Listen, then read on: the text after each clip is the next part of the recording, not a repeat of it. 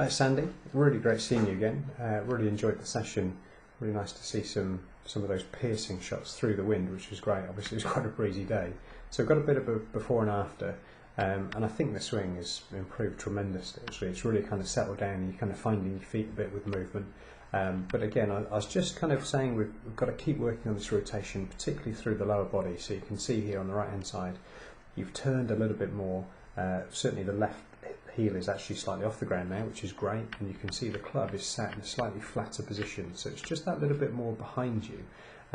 Just keep an eye on this, make sure you're not standing up too straight as you're in terms of trying to get the club behind you. Make sure you're not pulling away from the ball too much, but generally speaking the actual club, you can see it's much flatter working into the ball, and you're in a wonderful position to now really turn the chest through impact. So of course if we're going to be flatter on the way back, we've got to be flatter on the way through. But this is the whole point of being flatter on the way back and on the way down, because it allows us to open the chest, as opposed to in the left hand side you can see how the body's not really doing anything.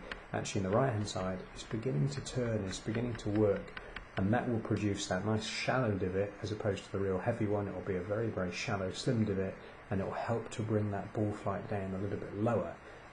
So it'll help to get you that true distance, if you like. But really good session, and hopefully you've had a chance to practice it a bit, and I'll see you in a couple of weeks.